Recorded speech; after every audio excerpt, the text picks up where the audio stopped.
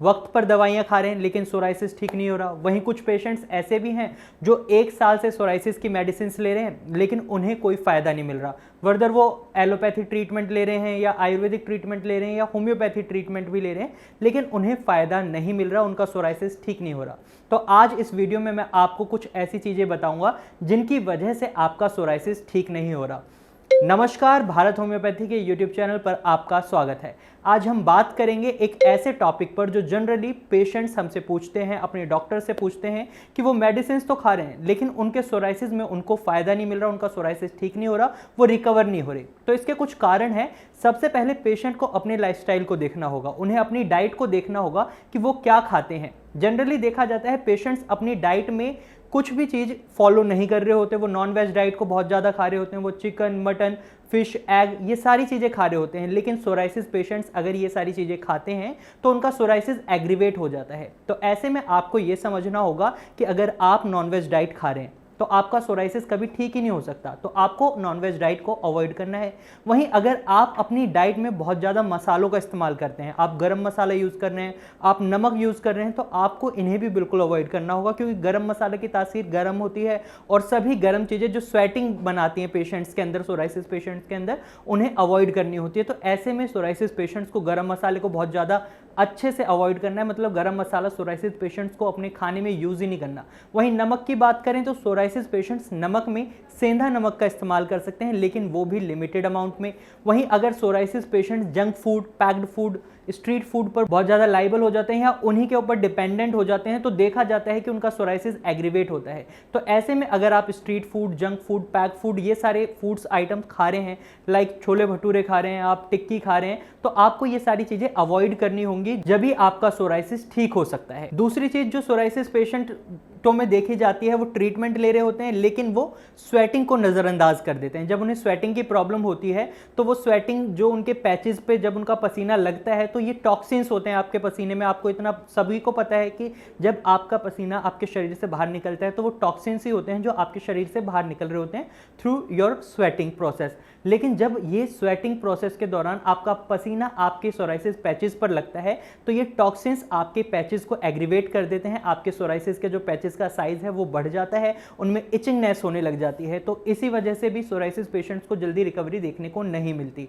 तीसरा पॉइंट जो psoriasis patient नज़रअंदाज करते हैं वो है जब वो अपने पैचेस को हाइड करने लगते हैं तो वो कुछ ऐसे कपड़ों का इस्तेमाल कर लेते हैं जो उनके सोराइसिस पैचेस में रगड़न पैदा कर देता है। और जब आपके सोराइसिस पैचेस में रगड़न होती है या वो किसी कपड़े से टच होते हैं तो इस केस में भी देखा जाता है कि आपके सोराइसिस पैचेस एग्रीवेट हो जाते हैं, उनके साइज बढ़ जाते हैं और आपकी दवाइयाँ असर नहीं करती। तो ऐसे में अगर आप ये सारी चीज़ें कर रहे हैं तो आपको इन्हें अवॉइड करना होगा, तभी आपकी दवाइयाँ आपके सोराइसिस पर असर करेंगी। वहीं चौथी चीज़ जो सोराइसिस पेशेंट्स में देखी जाती है वो स्ट्रेस बहुत ज़्यादा लेते हैं और स्ट्रेस आपके सोराइसिस को एग्रीवेट कर देता है। स्ट्रेस की वजह से आपको कॉन्स्टिपेशन, डायरिया जैसी प्रॉब्लम्स को फेस करना पड़ता है और जब आपको कॉन्स्टिपेशन की प्रॉब्लम होती है तो आपके शरीर से जो भी वेस्ट मटेरियल है वो बाहर नहीं जा पाता और आपके शरीर में टॉक्सिन्स की अमाउंट बढ़ जाती है, वेस्ट की अमाउंट बढ़ जाती है। तो इस कंडीशन में देखा जाता है जब आपके शरीर में वेस्ट अमाउंट बढ़ जाती है, टॉक्सिन्स की अमाउंट बढ़ जाती है, तो इसका सीधा रिजल्ट आपके सोराइसिस के पैचेस में देखने को मिलता है, वो एग्रीवेट होने लग जाते हैं।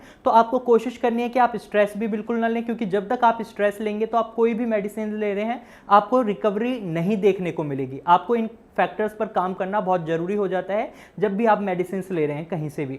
और पांचवी चीज़ जो सोराइसिस पेशेंट्स में बहुत ज़्यादा देखी जाती है वो अल्कोहल का कंजप्शन करने लग जाते हैं क्योंकि उन्हें लगता है कि स्ट्रेस फ्री रहना है तो अल्कोहल पिएंगे तो इससे हमारा स्ट्रेस लेवल डाउन होगा और हम अच्छा महसूस करेंगे। लेकिन वहीं वो एक चीज़ भूल जाते हैं कि जब वो अल्कोहल का कंजप्शन करते हैं तो उनके लीवर पर बर्डन बढ़ जाता है और उनका लीवर वीक होने लग जाता है और जब उनका लीवर वीक होता है तो इससे उनकी कॉन्स्टिपेशन और डायरिया वाली प्रॉब्लम शुरू हो जाती है क्योंकि उनकी जो डाइजेशन प्रोसेस है वो इफेक्ट कर जाती है और इसका इफेक्ट पड़ता है आपके सोराइसिस पैचेस पे, वो एग्रीवेट होने लग जाते हैं, उनके साइज बढ़ने लग जाते हैं, उनमें इचिंग प्रॉब्लम होने लग जाती है और आपको जल्दी राहत नहीं मिलती, अपनी रिकवरी आपको देखने को नहीं मिलती क्योंकि आप इन चीज़ों को देखते ही नहीं है, आप इन सभी चीज़ों को नज़रअंदाज कर देते हैं। लेकिन अगर आप ये सारी चीज़ें फॉलो कर रहे हैं, आप इन सब बातों का ध्यान रखते हैं और उसके बाद भी आपको सोराइसिस में आराम नहीं मिल रहा, आप रिकवर नहीं हो रहे, तो आपको तुरंत ही अपना ट्रीटमेंट चेंज करना चाहिए। चाहिए, आपको ट्रीटमेंट स्विच करना चाहिए, क्योंकि अगर आप इन सभी फैक्टर्स पे काम कर रहे हैं तो हो सकता है आपका ट्रीटमेंट ही गलत है। तो आप अपना ट्रीटमेंट चेंज करें। और अगर आप सोराइसिस का सही ट्रीटमेंट लेना चाहते हैं तो आप नीचे दिए गए नंबर पर कॉल कर सकते हैं, या आप अपने सोराइसिस पैचेस की फोटोज क्लिक कर व्हाट्सएप भी कर सकते हैं हमारे डॉक्टर्स की टीम को। हमारी डॉक्टर्स की टीम आपके सोराइसिस पैचेस को एनालाइज करेगी और उसके बाद खुद आपसे कांटेक्ट करेगी आपकी प्रॉब्लम के रिगार्डिंग। अगर आप सोराइसिस का एक सही ट्रीटमेंट लेना चाहते हैं तो आप भारत होम्योपैथी में बेझिझक होकर कॉल कर सकते हैं। तो मुझे उम्मीद है आज की वीडियो में आपको समझ आ गया होगा क्यों आपकी दवाइयां आपके सोराइसिस को ठीक नहीं कर पा रही। अगर आपके मन में अब भी कोई सवाल है तो आप कमेंट के थ्रू अपना सवाल हमसे पूछ सकते हैं। और अगर आपको हमारी वीडियो अच्छी लगी है तो आप इस वीडियो को लाइक करें, और साथ ही अगर आपको ये जानकारी यूजफुल लगी है तो आप इसे अपने दोस्तों और रिश्तेदारों को जरूर शेयर करें। और अगर आप ऐसे ही इंफॉर्मेटिव वीडियोज और देखना चाहते हैं तो आप हमारे चैनल को अभी सब्सक्राइब करें। Thank you for watching.